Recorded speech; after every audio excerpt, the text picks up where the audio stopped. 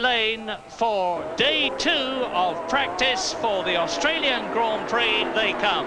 Led as yesterday by Ivan Capelli in the Leighton House car and his teammate Maurizio Gugelmin.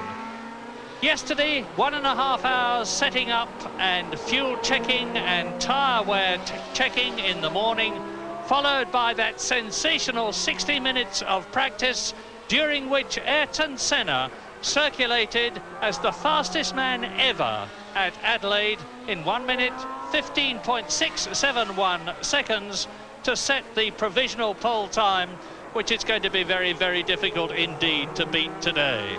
Now, in this 1.5 hour session, I'm not expecting any rivetingly fast times until the end, the last 10 minutes or so of the 1.5 hours, because until then, the cars will be coming into the pits to check the fuel load, see how much has been used so that they know what the consumption is likely to be tomorrow, check tyre wear, adjust suspensions, and all the other details that are so necessary to get a Grand Prix car right.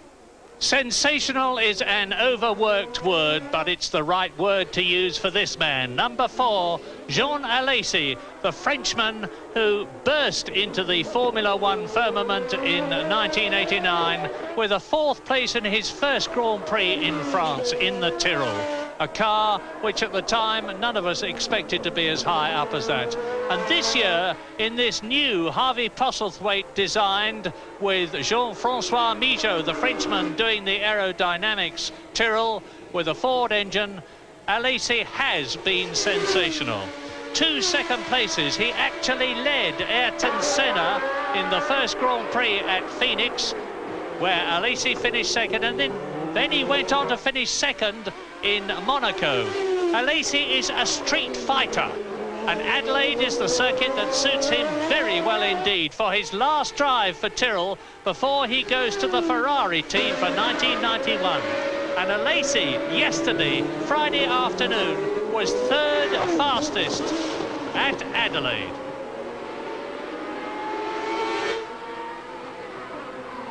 And he's just gone over the line and spins. Now, that's an indication of how hard Jean Alesi was trying into the curb. He just rode up over the curb, and the bottom of his car, which is very close to the ground, tobogganed along the top of the curb, spun him harmlessly off. Alesi has found the limits of the Tyrrell, and immediately, very sensibly, here it is, here's the replay, he's on full lock, spins round, rides over the curb, scrapes the bottom of the car, rips the tyres as he comes to a standstill, and now the marshals have got to get the car off the circuit while Alesi waits to see if it can be restarted. The very spectacular Nigel Mansell, sparks striking from the under tray and the skid plates of the Ferrari. Titanium skid plates which allow the car to ride along the ground. The ride height is so low. So Ferrari have obviously got the V12 car screwed right down to the ground, because by doing so you minimise the amount of air which is flowing underneath the car and thereby help the aerodynamics. You need a certain amount because that assists downforce. And if you look at the back of the car, you'll see that the under tray has got a diffuser, tips up at the back, and that helps to drag the car down to the ground and increase the pressure on the tyres and therefore the grip on the road. This is Roberto Moreno, the Brazilian sensation who joined his guide and friend Nelson Piquet in Japan in the Benetton team as a result of the accident, the awful helicopter accident that Alessandro Nannini had after the Spanish Grand Prix. And Roberto Moreno, who had richly deserved a Grand Prix drive for a long, long time, at last got his chance in Japan, made the most of it, finished a brilliant second, and in yesterday's practice for qualifying, he's actually 2 places ahead of Nelson Piquet on the grid. 3 times world champion Nelson Piquet, who won in Japan. So Moreno is an immediate threat in the Benetton team to Nelson Piquet. Prost is back, and this is Prost. Back on the track, having, I suspect, changed cars. Ferrari have 4 cars here. a race car and a spare for both their drivers, Alain Prost and Nigel Mansell. And that is Alain Prost's spare car. Here's David Brabham, the only Australian here who is trying to take part in his own Grand Prix. At the moment, he looks as though he's going to, because in the qualifying session on Saturday, David was in at 24th. He's struggling to find $3 million to guarantee him a seat in the Brabham team for 1991. Thus far, he hasn't got it, so he will be more than anxious to do well on Sunday.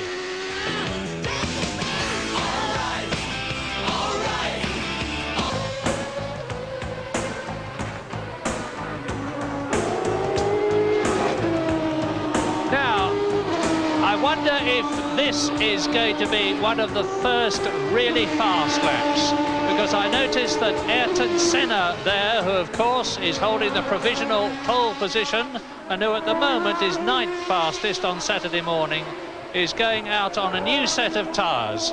And that means to say that Senna has decided that now the time is right to rattle the opposition a bit, rattle the opposition a lot if I know him. And this is going to be in a very interesting 2 laps. This first lap is going to be building up to racing speed, getting the tyres up to racing heat, a little more than they had when they were in their tyre warmers, and then he will be going for it. We can only guess that he's on qualifiers, but it seems likely. Murray, on the other hand, though, as far as rattling the opposition is concerned, I don't think they need to do any of that. I think the opposition is well and truly rattled anyway, but I think if they are running qualifiers, the main purpose is the proper one, and that would be to check their setup, because the problem is with these cars is when you put a different compounded tyre on, it does change the setup or the balance of the car a little bit, and of course you need to know that in advance, what you've got to do to the car to set it maybe a little bit differently to suit the qualifying tyres. Into the last 15 minutes with Ayrton Senna now fastest. No, he's not, because this is the man who is quickest. Jean Alesi in the second Tyrrell, his first one has been parked, is now quickest. Yes, and that, I'm sure, was a practice run on qualifiers, because he slowed right down after that 1 lap special. And I know that 1 lap is about the limit for the Pirelli rears. They seem to be getting quite a lot of heat into them, and they go off already marginal as to whether they're lasting the whole lap. And for instance, on the Brabhams, they were having trouble with the rears going off because they got a lot of wheel spin with that chassis, and a fair bit of understeer into oversteer, and that heats up the rear tyres more than they should. But Alesi has done his 1 lap, and that a lot of people now, I think, will be doing that, bolting on the qualifying tyres and just checking the setup of their car. So we may see quite a few fast laps now. And one of them would certainly be from Ayrton Senna there, and another with a new set of tyres coming on. You can see the labels on the treads, which will very rapidly be worn off, of course, but that's the indication to us that they are new tyres. And it's Nigel Mansell who has just lost his fastest non-significant time. I say non-significant because I say again that this is not a qualifying lap. Now we're with Alain Prost, and he has just gone up to 2nd fastest. It is all happening in the last 15 minutes or so.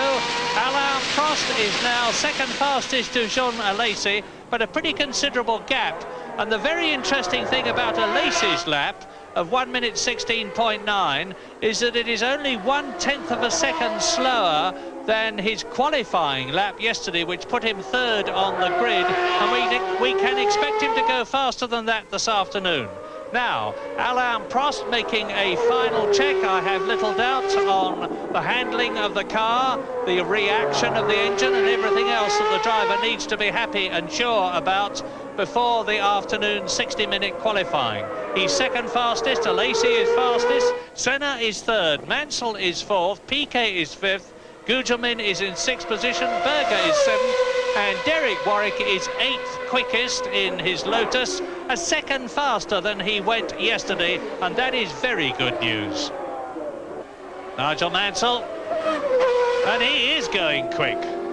Now you see there's just something about the car and the way the driver's sitting in it. He's coming up to the Leighton House car. That could be a problem.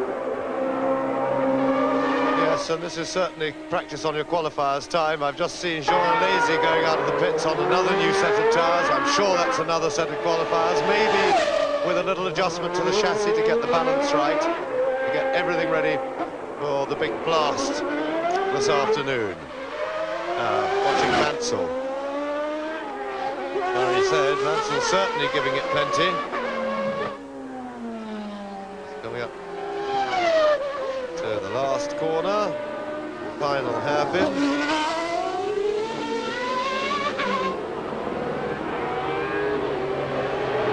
But I'm going to stick my neck out and say that I expect the pole position time here this afternoon to be in the high 1:14s. And currently Ayrton Senna went round in 1 minute 15.6, and you can see that Alesi's trying, and there's the proof. Off he goes, and this time into the tyre wall. Yes, and that's Alesi. He was on qualifiers then. That was clearly his own mistake, and he crashed the car in practice in Japan with a heavy accident which damaged his neck muscles. He has already, that's his second accident of this morning, although that hopefully hasn't damaged the car. And really, this is not the sort of driving that top teams want to see, even from a young charger, because there's too much charging. They can't afford to spend half their lives rebuilding crashed cars, and the disruption is very great. This is Gerhard Berger on a quick one, indeed, on a very quick one, because Gerhard Berger has just moved up to fastest in this non-qualifying session with 6 minutes to go. 1 minute 16.8. That's 1/10 of a second faster than Jean Alesi, and 4/10 of a second faster than Nelson Piquet, who is third quickest. And Berger needs a fillip in Adelaide. He does indeed. He's had a bit of a thin season, and he must be ruining terribly his mistake in Japan when he threw it away at the end of the first lap, admittedly on some slippery stuff, but he wasn't in a hurry. He had a nice lead. He knew there had been an accident there, and it was a bad mistake by Gerhard Berger in a race that had he kept it on the island and the car worked, he surely would have won it very easily. And now Ayrton Senna, that's just starting a quick lap. He's done his warming up lap there. I would be surprised if these are not qualifiers. And after he looks to have a clear lap, I saw no traffic in front of him unless somebody's crawling.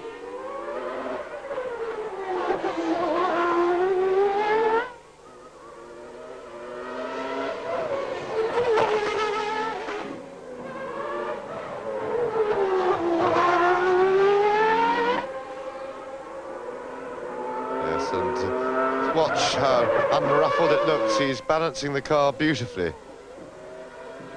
Then it looks very quick, but very smooth, very unspectacular. And this, of course, is the way to get. And this is what you achieve when you get all four tyres working properly at once to get maximum grip with the cars, to keep a balance. That's the way.